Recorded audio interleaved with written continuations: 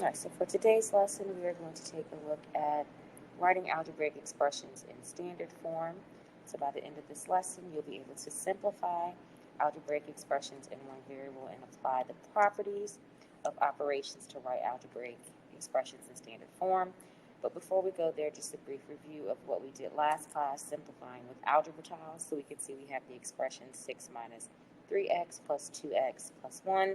We see we're going to have 6 of our green squares, 3 of our red x tiles to represent -3. We have 2 of our green positive x tiles and 1 of our green 1s tiles. We find our 0 pairs and we end up with the expression of -x plus 7. Taking a look at the second example is where we have to distribute. So we have that negative outside. So it's like multiplying by a -1. So we have -5x plus 1 plus 2x. So here again, we can see we have 0 pairs, so 2 of our red tiles and 2 of our green tiles cancel, and we end up with 3x plus 1. All right, the other examples, again, we have to do the distributive property for number 6, so we're distributing the 2 to our first expression, distributing the negative to our second expression. We see that we have 2 of our green tiles and 2 of our red tiles cancel out with 0 pairs, so we get 4x plus 7.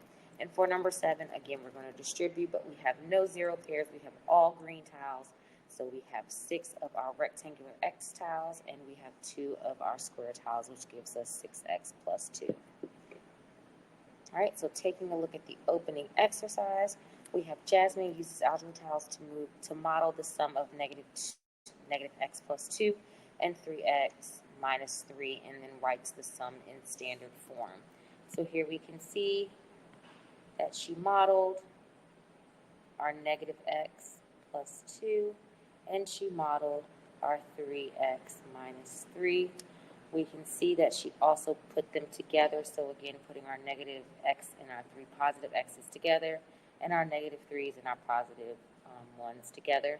So we can see here that we have a 0 pair. We can see here we have a 0 pair and a 0 pair. All right, so we see that we're left with the expression of 2x minus 1. All right, so for today, we're going to simplify these expressions, but instead of using algebra tiles, we're just going to use our knowledge of combining like terms and also using the properties. So a brief review of the properties. So we have the properties of real numbers. We have the commutative property of addition, which means that the order does not matter. So when adding, we can say that it's A plus B and B plus A. The same thing with the commutative property of multiplication. The order does not matter when multiplying. So we can write A times B or B times A and get the same answer. So I give you an example for addition. 5 plus 7 is the same as 7 plus 5. And 5 times 7 is the same as 7 times 5. For the associative property of addition, that just simply means that the grouping changes, not the order. So A plus B plus C is the same as A plus B plus C. So we see that our order still stays as A, B, and C, but the only thing that changes is our grouping, so how we will perform the order of operations. Same for multiplication. We have A times B times C is the same as having A times B times C. The inverse property of addition. We know that when we simplify, when we solve expressions, we always use the inverse operation. So the inverse property, we have 5 plus a -5 is going to give us 0, or we can say A plus a -A is going to give us 0. Inverse property of multiplication, so remember that's when we're multiplying by the reciprocal. So if we have 5, then we're going to multiply it by 1/5 to give us the 1. Same as if we have 1/5, then we multiply it by the 5 to give us 1. The inverse property always gives us our identity. So A plus 0 is going to be the identity of addition. So anything you add to 0 gives you that number back. Whereas 1 is going to be the identity for multiplication. So anything you multiply by 1 gives you that number back. So 200 times 1 gives you 200. The distributive property is basically whatever you have outside of your parentheses gets multiplied by what's inside of your parentheses. All right, so we've seen that in several examples.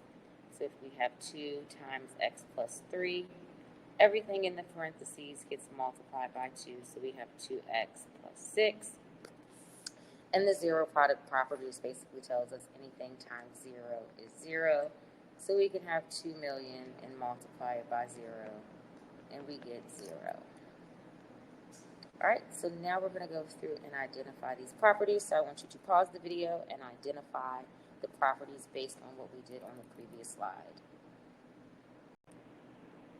Alright, so we can see that for A, we have 12x plus 7 minus 15 minus 9. We can see that here that the order changes. So we can see the order of the 7 and the 15 changes. So that is going to be the commutative property of addition.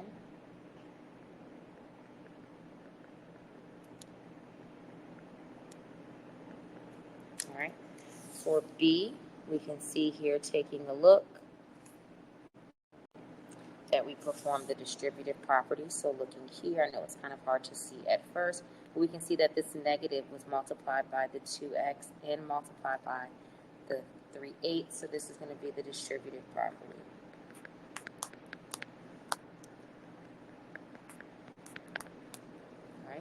Looking at C, we can see that we use the inverse. So we added a negative 1.3x and a positive, so that is the inverse property of addition.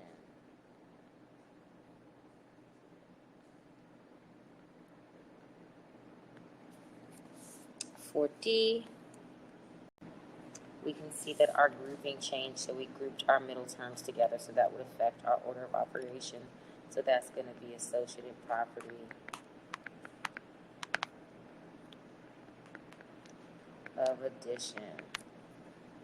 For E, we can see that we multiply that expression by 1, so that's going to be the identities. Remember, anytime you multiply anything by 1, you get that same number expression back. So the identity property of multiplication. And then for the last one, we can see that this is going to be the inverse. So remember, we multiply by the reciprocal. So the reciprocal is within your numerator and denominator.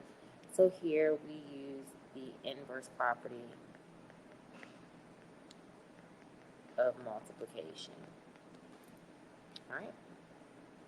Now we're going to apply these properties while we are simplifying this expression. So when you're simplifying expressions, the first thing you always want to do is look for the distributive property. And I can see that in the expression that 7 is being multiplied by my 2x and being multiplied by my negative 5. All right.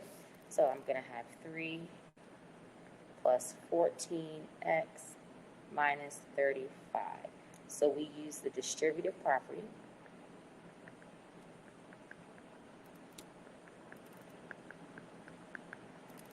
All right. Now looking here, we see that we have a 3 and a negative 35. So remember, like terms, our variable terms are like terms, and our constants are like terms. Remember, our constants are those numbers without the variable, and then our variable terms are numbers with the variable. But in order to combine those terms, they have to have the same variables.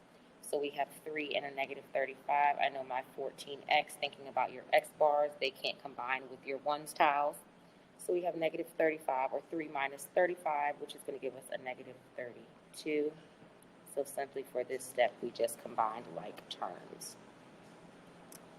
All right, so now I want you to pause the video and try this one. Yes, it has decimals in it, but again, you can still do the same thing. You can simplify your expressions. All right, so the first thing that we're going to do is we're going to distribute our 0.8 to our D and to our 5, just like we did in previous examples. So we have 0.8D plus 4, so we have 0.80 times 5, we have 4. Then we have minus 0.16D minus 4. All right, so we can see, and I'm going to change my color here, that we have our variable terms that have D. So we have 0.8D and negative 0.6. Remember, you have to keep the signs the same, so we have 0.6D. So here we know that we use the distributive property.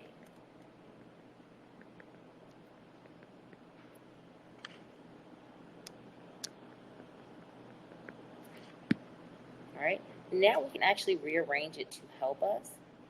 So we have 0.8D minus 0.6d to help us find our like terms, and 4 minus 4. So here we use the commutative property because remember the order does not matter. Alright, so we have that 0.8d minus 1.6d gives us a negative 0.8d, and then we see that 4 times 4 just gives us that plus 0 because again we use the inverse of addition.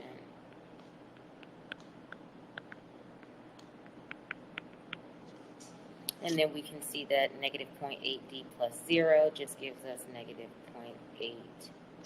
So we use the identity of addition.